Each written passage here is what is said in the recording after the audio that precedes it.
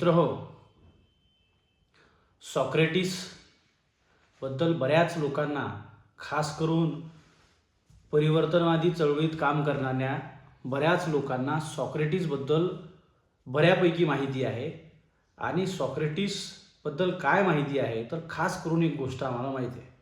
ती गोष्ट काय तर सॉक्रेटिस जे होते, सॉक्रेटिस त्यांच्या लोकांच्यासाठी ज्या लोकांसाठी लढाई करत होते त्या लोकांच्या लढाई किंवा त्यांना जे सत्य सॉक्रेटिसला समजलं होतं त्या सत्याचा प्रचार सॉक्रेटिस करत असताना त्या देशातील लोकांनी, म्हणजे जे परिवर्तनाच्या विरोधी लोक आहेत अशा लोकांनी सॉक्रेटिसला गुन्हेगार ठरवलं आणि गुन्हेगार ठरवलं आणि मृत्यूदंडाची सजा दिली.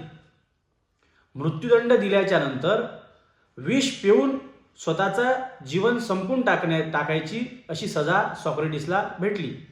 परंतु आपण असं ऐकलं आहे किंवा आपल्याला जी माहिती आहे त्या माहितीच्या आधारावर सॉक्रेटिसचे जे मित्र आहेत किंवा सॉक्रेटिसना जो चाहणारा वर्ग आहे तो इतका होता की सगळ्यांना वाटायचं सॉक्रेटिस सोबत हा अन्याय झाला आहे. सॉक्रेटिसचं जे म्हणणं आहे ते खरं आहे. जर ते सॉक्रेटिसचं म्हणणं खरं असेल तर सॉक्रेटिस सोबत जो होणारा अन्याय आहे त्या अन्यायाला रोखल्या गेलं पाहिजे, थांबवलं पाहिजे.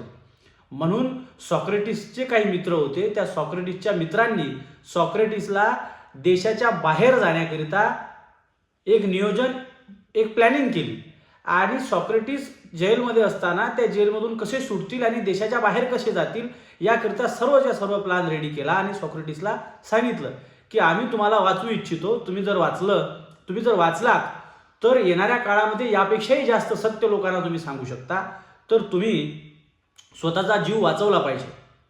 आणि मित्रहो, सॉक्रेटिसनी मरणापेक्षा जास्त स्वतःच्या तत्वज्ञानाला, स्वतःचे जे प्रिन्सिपल्स आहेत त्या प्रिन्सिपल्सला जास्त महत्त्व दिलं. स्वतःचे जे प्रिन्सिपल्स आहेत, मी मेलो तरी चालेल परंतु माझे जे तत्व आहेत ते तत्व सोडणार नाहीत. सॉक्रेटिसचं म्हणणं होतं जर मी मरणाला घाबरून जर देश सोडून पळून गेलो तर लोक हे म्हणतील की सॉक्रेटिसचा स्वतःच्या म्हणण्यावर, स्वतःचा जो सिद्धांत आहे, स्वतःचा जो तत्व आहे त्या तत्वावर सॉक्रेटिसचा विश्वास नव्हता, म्हणून सॉक्रेटिस देश सोडून पळून गेला. म्हणून सॉक्रेटिसनं स्वतःच्या जीवाचं बलिदान दिलं आणि जगभरामध्ये हे कायम केलं की तत्वज्ञान हे मरणापेक्षा सुद्धा मोठं असते. आणि परिवर्तनवादी चळवळीतील लोक सॉक्रेटिसचे फॅन आहेत, लाखोच्या संख्येनं फॅन आहेत. मी स्वतःसुद्धा सॉक्रेटिसचा खूप मोठा चाहता आहे. परंतु काल ओशोची एक गोष्ट ऐकली, खास करून ऐकली म्हटल्यापेक्षा वाचली, तर ओशोचं म्हणणं आहे की ओशोला एक प्रश्न विचारला गेला. ओशोशी सुद्धा फॉलोईंग खूप आहे जगभरामध्ये, ओशोला सुद्धा परिवर्तनवादी लोक मोठ्या प्रमाणात मानतात. ओशोला एक प्रश्न विचारला गेला की सॉक्रेटिसला ज्या पद्धतीनं विष किंवा जीवन या दोनपैकी निवडायचं होतं तर सॉक्रेटिसनं विष निवडलं, जीवन सोडून दिलं. सिद्धांत, जीवन म्हणजे सिद्धांत, तर सिद्धांत जे आहेत ते सिद्धांतासाठी मरण पत्कारलं, तर तुम्ही काय केलं असतं. तर ओशोचं म्हणणं आहे की मी जर खरोखर असा जर निवडायची पद्धती जर माझ्यासमोर आली असती तर मी निश्चितच जीवन निवडलं असतं. मरणापेक्षा माझं असं म्हणणं आहे की मी जर जगलो असतो तर मी जे सत्य, माझ्यावर जो अन्याय झाला तो अन्याय आणखी लोकांना सांगू शकलो असतो की यांनी माझ्यावर अन्याय केला.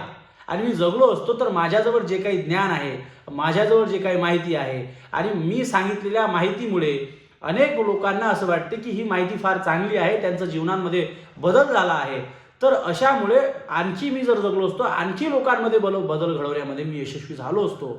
तर निश्चितच सॉक्रेटिसची जी विचारधारा आहे ती आत्मघातकी विचारधारा आहे.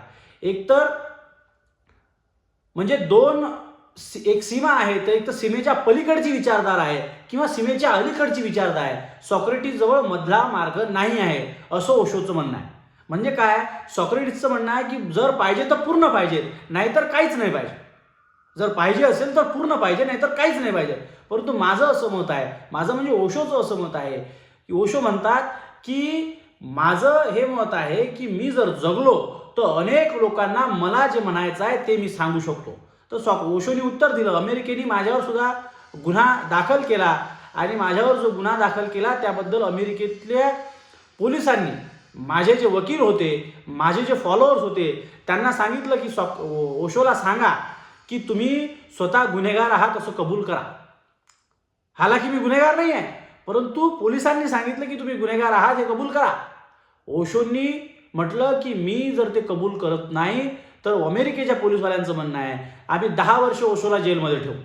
आणि जर ओशोला 10 वर्ष जेलमध्ये ठेवलं तर तसंही ओशोचं वय झालं आहे. 10 वर्षानंतर ओशोला जे सांगायचं आहे ते 10 वर्षानंतर संपून जाईल. ओशोचं आयुष्य संपल्यासारखं होईल, म्हणून जिवंतपणे मेल्यासारखं होऊन जाईल.